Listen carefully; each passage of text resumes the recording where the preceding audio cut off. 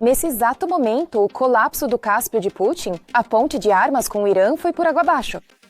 Um navio lotado até o topo de armas para o exército russo está afundando nos gabinetes de Himmelk House.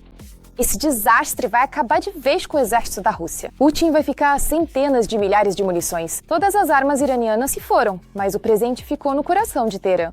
Trump deu a ordem, os estados partem para um cenário de força. Putin perde seu principal aliado, as forças especiais das Forças Armadas da Ucrânia explodem o Cáspio e o Reino Unido se une aos Estados Unidos para dar o golpe decisivo. Tudo isso a seguir. Assista até o final. Saudações da Ucrânia, aqui é Renata Aslanov com as últimas notícias.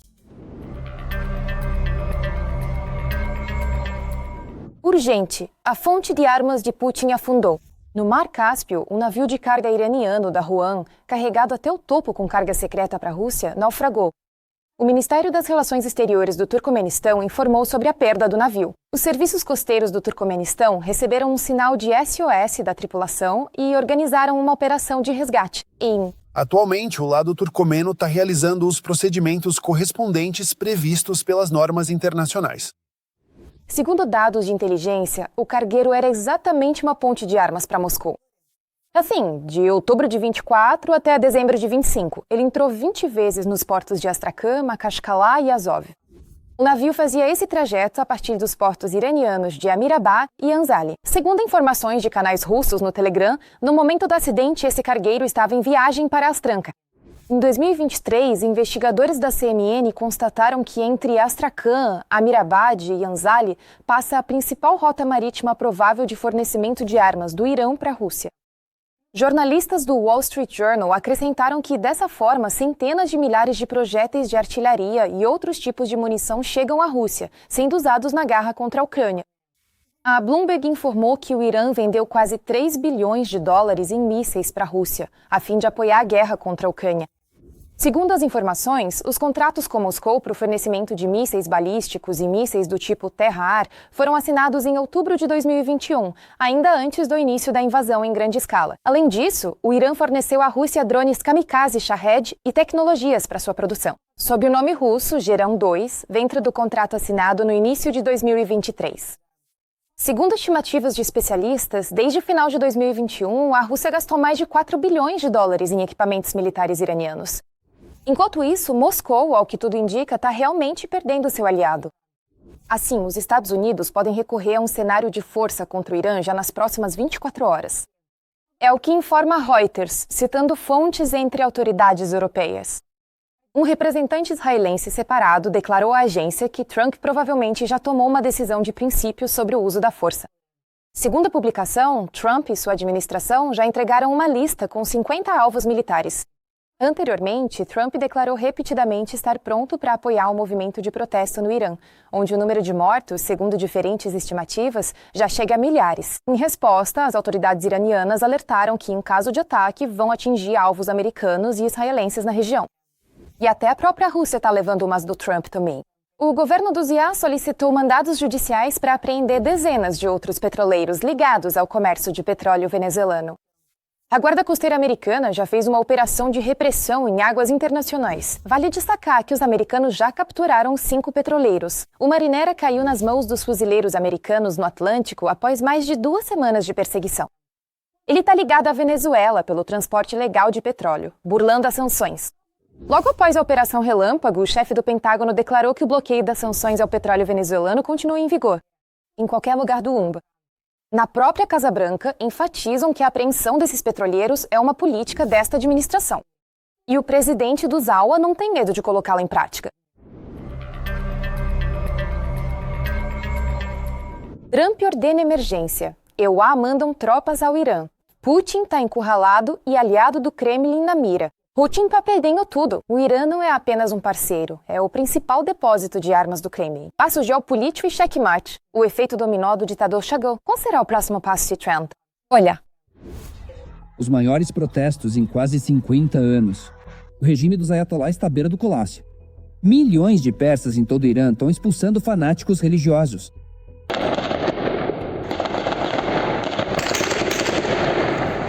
Na tentativa de se manter no poder, o líder espiritual Ali Khamenei deu a ordem para abrir fogo contra os manifestantes.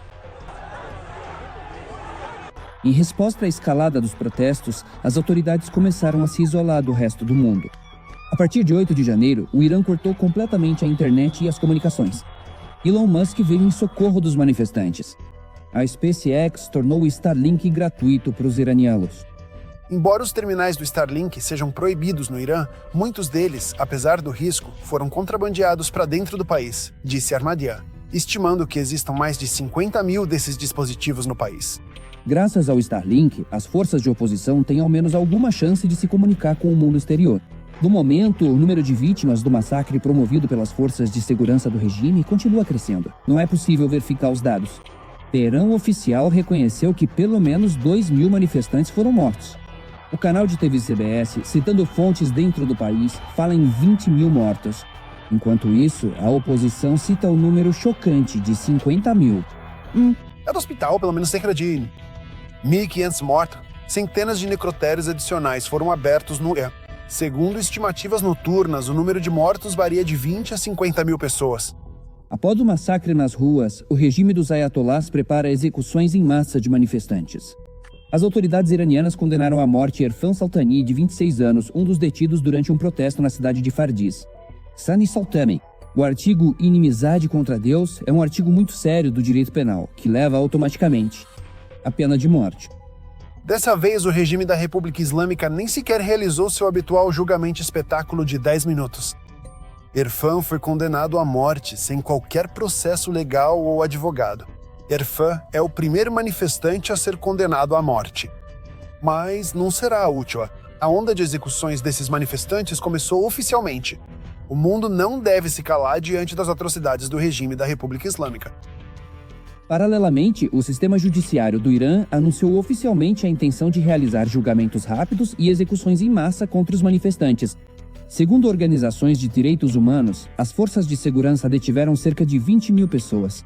O presidente dos Estados Unidos declarou que as execuções de manifestantes são uma linha vermelha para Washington. Mas não queremos que o que está acontecendo no Irã continue. E sabe, se eles querem fazer protestos, isso é uma coisa. Mas quando eles começam a matar milhares de pessoas, e agora você me fala sobre execuções por enforcamento, vamos ver onde isso vai dar. Para eles, isso vai acabar. Isso não vai terminar em nada bom. Bem, em Jerusalém, acreditam que um ataque poderoso do ZO contra o Irã definitivamente vai acontecer, de acordo com as avaliações do sistema de segurança de Israel, após as declarações de Trump de ontem, um ataque americano ao Irã. Já não é mais uma questão de se, mas sim de quando. No caso de um ataque dos Estados Unidos ao Irã, Khamenei dará a ordem para atacar alvos americanos no Oriente Médio, assim como Israel. O enfraquecimento e ainda mais a queda da ditadura do Ayatollah será mais um golpe para Moscou. Na sua época, o Irã se tornou o maior aliado militar e técnico da Rússia na guerra contra a Ucrânia. Dezenas de milhares de drones Shahed iranianos atacaram cidades ucranianas, e os tentáculos dos proxies iranianos há anos trabalham em prol dos interesses do Irã, da Rússia e de outros aliados. É isso do mal. Mas esse papel é realmente tão significativo? Com certeza, sim, e ele agora está ganhando uma dimensão geopolítica muito maior do que antes. Exclusivamente do ponto de vista militar, caso o regime no Irã enfraqueça devido à continuação da desestabilização interna. E se os Estados Unidos realmente se envolverem nos acontecimentos, isso certamente enfraquecerá o regime de Putin, porque ele acabará perdendo inevitavelmente seu mais importante aliado estratégico e diversos argumentos extremamente fundamentais e sérios nesta difícil guerra contra a nação da Ucrânia, com toda certeza absoluta. A Bloomberg calculou que o Irã forneceu armas à Rússia no valor de 2 bilhões e 700 milhões de dólares.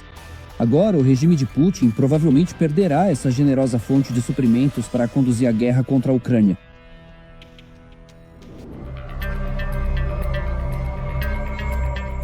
Urgente, o Reino Unido começa a confiscar o petróleo da Rússia. Os bilhões de Putin vão virar munição para as forças armadas da Ucrânia. É um choque, uma virada histórica. O Reino Unido está oficialmente preparando um esquema sem precedentes para destruir a frota russa. Todos os detalhes na reportagem. Enquanto o Kremlin procura rotas alternativas para o seu petróleo, o Reino Unido se prepara para desferir um golpe duplo. Já está na hora de fechar os poços, é preciso parar a extração, porque não há mais onde colocar o petróleo. Londres está considerando um cenário sem precedentes.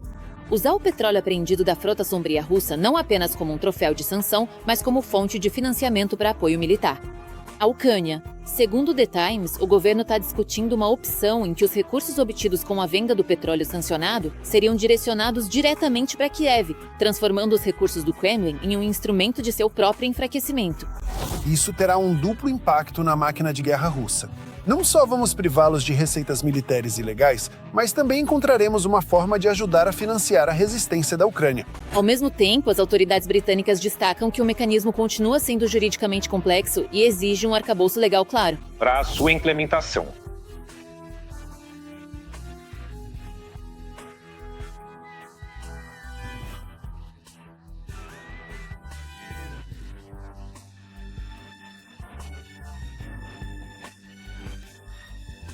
Com preços baixos, com enormes descontos, mas ainda assim conseguia fisicamente continuar exportando graças à frota de petroleiros.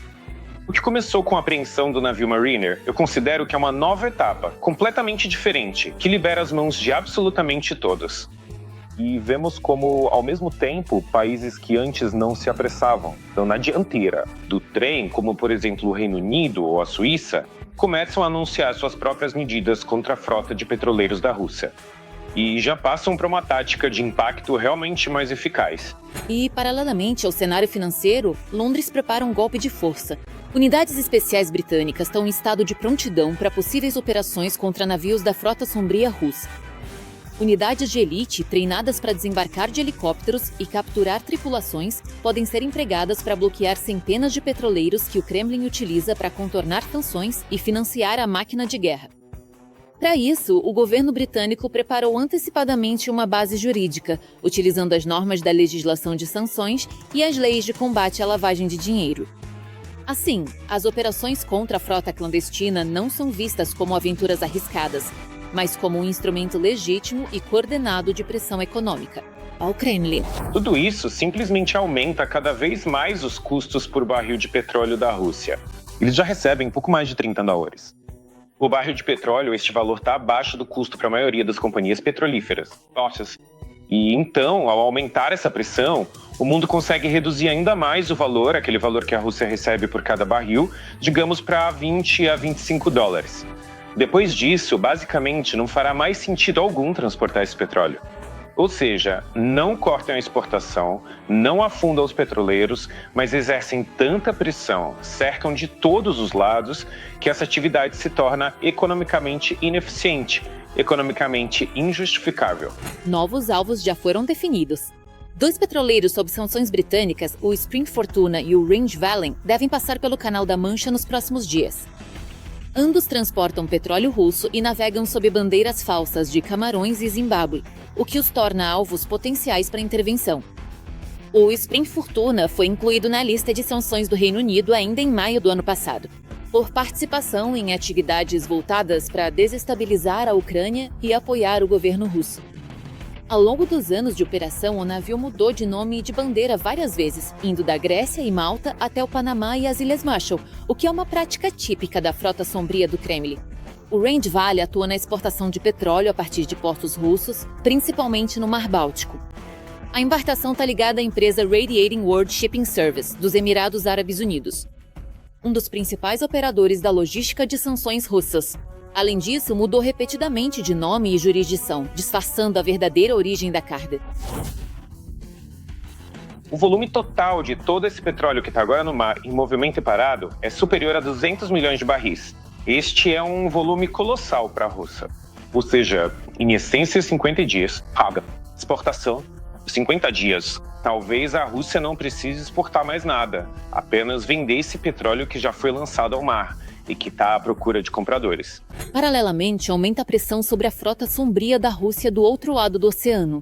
Os Estados Unidos começaram a intervir ativamente nas cadeias de suprimentos envolvidas no comércio com a Venezuela, o que forçou os proprietários dos petroleiros fantasmas a buscar proteção com Putin. De acordo com o Starboard Maritime Intelligence, desde o início de 2025, pelo menos 26 navios trocaram sua bandeira para a Rússia. Esse é um aumento significativo em comparação com 6 navios em novembro e 14 nos 5 meses anteriores. A maioria dessas mudanças ocorreu depois que os americanos apreenderam o superpetroleiro Skipper na costa da Venezuela, expondo a vulnerabilidade da rede da frota sombria do Kremlin. Os proprietários dos navios, ao trocar a bandeira para a russa, esperam que Moscou lhes ofereça proteção política. Isso pode se tornar uma nova solução potencial para as redes da frota sombria, mas também aumenta as apostas. Afinal, isso ressalta que a evasão de sanções já não é apenas uma questão de cumprimento das normas marítimas, mas um desafio estratégico que envolve proteção estatal e riscos geopolíticos. Cada barril de petróleo russo agora se torna não apenas um recurso, mas um instrumento de pressão. Enquanto o Kremlin busca maneiras de contornar as sanções, o Ocidente transforma os próprios ativos russos em alavancas para fortalecer a defesa da Ucrânia, demonstrando que o preço da agressão aumenta a cada dia.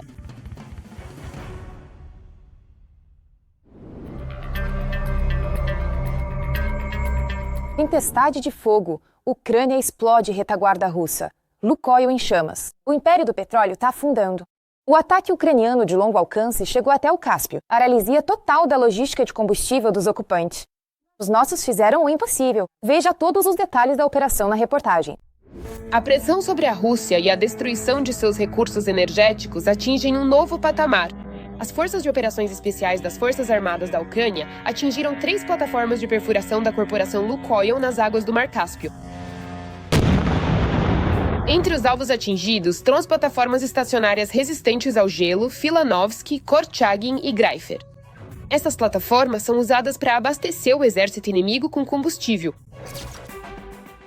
Prezado Vladimir Vladimirovich, a plataforma Filanovsky foi colocada em operação após a batalha. Foi um golpe estratégico e os militares sabiam exatamente onde atacar. Afinal, são alvos militares legítimos que financiam a agressão contra a Ucrânia. Para a Rússia, é uma verdadeira vergonha não conseguir proteger nem sua própria frota, seja a frota militar, por exemplo, ou navios comerciais, como no Mar Negro.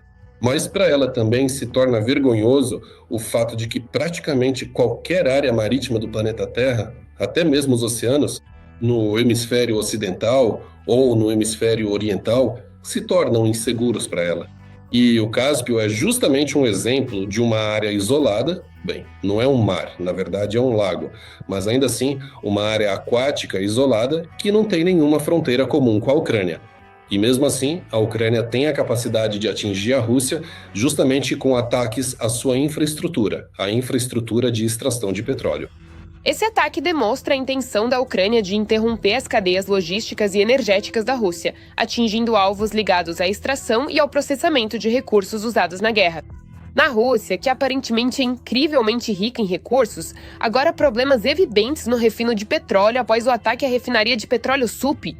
Como resultado, eles estão enfrentando problemas com a gasolina. A crise de combustível também atingiu os militares, que literalmente recebem pouca gasolina para a linha de frente. Mas agora, na Supi, decidiram criar um problema não só com o refino do petróleo, mas também com a sua extração. E isso dói muito para a Rússia. Isso é como os ataques às refinarias russas. Um ataque não teve muito impacto. O segundo, o terceiro, o quarto. E aí, quando já tinham potes? 10, 15... E quando a capacidade da indústria de refino de petróleo russa na parte europeia do país caiu para 50%, aí sim teve impacto.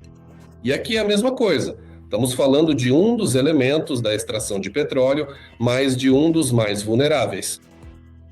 Em comparação com os campos terrestres que ficam na parte continental da Federação Russa, justamente aquelas instalações de extração de petróleo que estão lá, danificá-las é um pouco...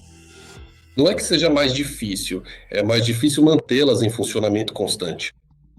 Por causa dessa necessidade de realizar trabalhos de manutenção, porque os reparos na parte continental, sempre na parte subcontinental do país, são sempre mais fáceis de fazer do que na zona marítima. Esses processos são muito mais caros e demorados. E o choque sistêmico simplesmente não permitirão que essas instalações de produção de petróleo sejam restauradas. O petróleo bruto russo é transportado posteriormente através de terminais no Mar Cáspio até o Mar Negro. Quanto aos produtos petrolíferos, eles são processados e depois transportados. É importante notar que anteriormente, em dezembro de 2025, essas plataformas de perfuração já haviam sido atingidas por drones do SBU. Naquela ocasião, o lado russo não informou sobre o ataque. Agora, após um novo ataque de drones das Forças de Operações Especiais, a Rússia também permanece em silêncio. Como já havia sido relatado pela inteligência militar da Ucrânia, devido aos ataques ucranianos, a Rússia perdeu 20% da sua capacidade de refino de petróleo. E esse índice pode chegar a 60%. Por isso, se continuarem os ataques no Mar Negro, Cáspio e Báltico, será possível criar sérias dificuldades para os russos escalar os ataques ao território da Federação Russa, atingindo também sua retaguarda e, consequentemente, os ataques aos alvos no Cáspio vão acontecer com mais frequência e com consequências mais graves. Por isso, eu acho que sim, isso vai se tornar um trabalho sistemático, que será muito mais ampliado ao longo deste ano. A grande superpotência está perdendo cada vez mais, tanto financeiramente quanto em recursos nessa guerra. De Kiev em 2 a 3 dias até o bloqueio das plataformas russas de perfuração. Antes, eles gritavam que teriam uma passagem fácil pela Ucrânia. Agora, eles se calam sobre o fato de que o maior e mais poderoso país nuclear não consegue proteger suas instalações. Será que esse era o plano de Putin?